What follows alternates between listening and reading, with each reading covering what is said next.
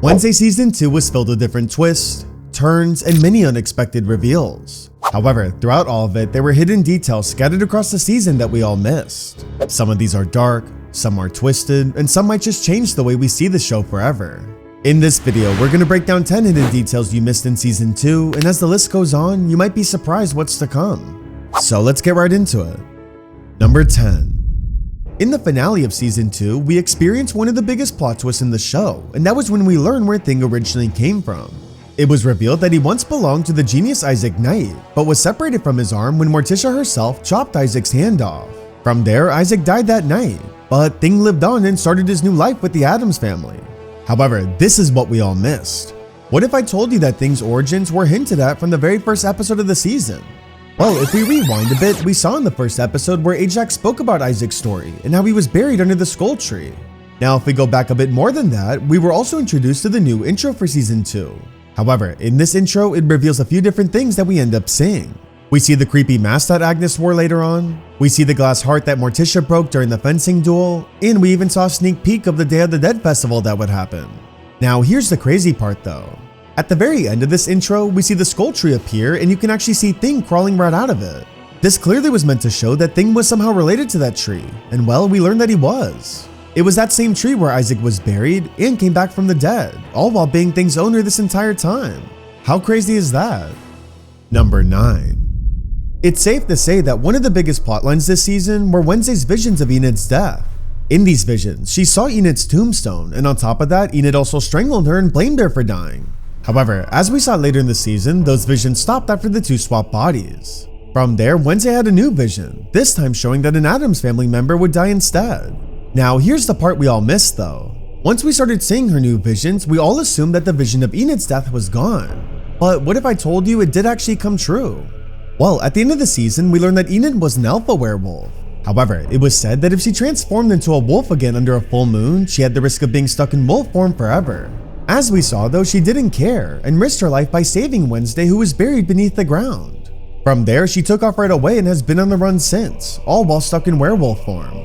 Now, if we put all that together, the vision did actually come true. Technically, Enid's human form died, and in a way, it was Wednesday's fault. Wednesday was buried beneath the ground, and since Enid sacrificed herself to save her, the human part of her died that night. Pretty crazy, huh? Number 8. While on the topic of werewolves, a huge scene we saw was when Wednesday herself turned into a werewolf. This of course was only possible because she was stuck in Enid's body. However, here's the crazy part. As we can see, her werewolf had yellow eyes and black fur, which was completely different than Enid's. Enid's werewolf form was a lighter brown color, and she also had rainbow colors on her head. This could possibly mean that your werewolf appearance all depends on your soul, which would explain why they look so different. But that's not all. After they returned back to their bodies later on, Enid looked at Wednesday and said, "Only you would leave psychic scar tissue in a body swap." By Enid saying this actually hints that there's a chance she might have gained Wednesday's psychic powers in the body swap, but just doesn't know it yet. On the reverse side of that could also mean Wednesday gained werewolf abilities because of the swap. If that's the case, that could play a huge part in Season 3.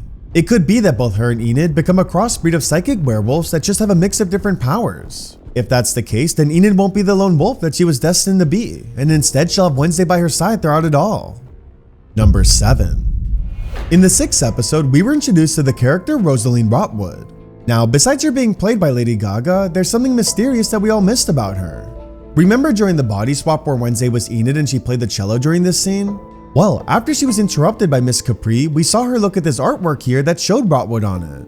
It showed her in front of her cottage, but when Wednesday stared at it, she looked surprised to see it there, and there's actually a reason why. Throughout the 2nd season, Wednesday dropped by that room a few times, and that artwork was never there. As you can see, anytime we see that room, the walls were completely blank, which means that it was just recently added in there. However, isn't it a weird coincidence that it showed up around when Wednesday met Rotwood for the first time? Yeah, I think there's a bit more to Miss Capri that we don't know about yet. Something's off.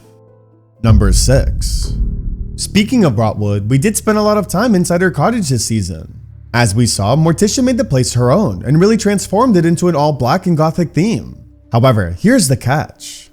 When Morticia entered the cottage for the first time, she was horrified by the colors of it, mainly because of all the pink and pastels that it had. Crazy enough, this is actually a callback to the original 1960s Addams family house, which looked identical. Now, although the house was extremely colorful, it aired as black and white on TV, so nobody really knew the true colors of it. This is almost identical to what Morticia did. Just like the original house, it started off as pink and was then transformed into all black. However, that's not all. Morticia's new cottage was purposely designed to have many Easter eggs that reference the original Addams family house. One example is this bear right here, which was also seen in the original mansion to scare guests that visited.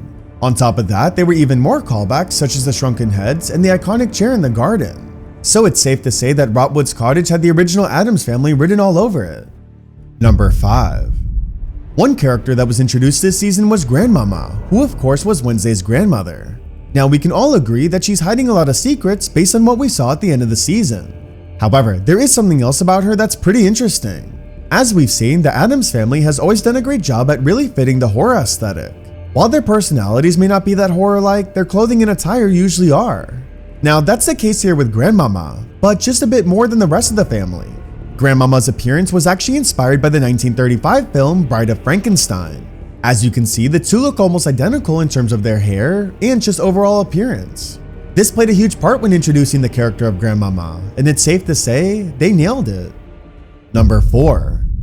At the start of the season, we saw Wednesday go on the hunt for the Kansas City Scalper. Now, as we saw, she was obsessed with finding this killer ever since she was a little girl, so now she finally set out to do it. However, on her journey, she was stopped by security at the airport, and so that's when she pulled out all her weapons. Now, here's the part we all missed though.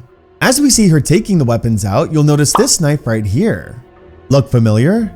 Well, this knife is actually a reference to Ghostface's knife that's used in the Scream movies. As you can see side by side, they look identical, but that's not all. The actress of Wednesday, Jenna Ortega, was actually in the Scream movies herself, so it's almost like a full circle moment for her. Number 3. Speaking of fun details, a scene that had many fans laughing was when Fester visited Willow Hill Hospital. We saw him get tortured, we saw him have a girlfriend, and even talk to this parrot right here. Now, as we saw, the parrot had a pretty foul mouth and said some pretty nasty stuff to Fester. But here's what we didn't know.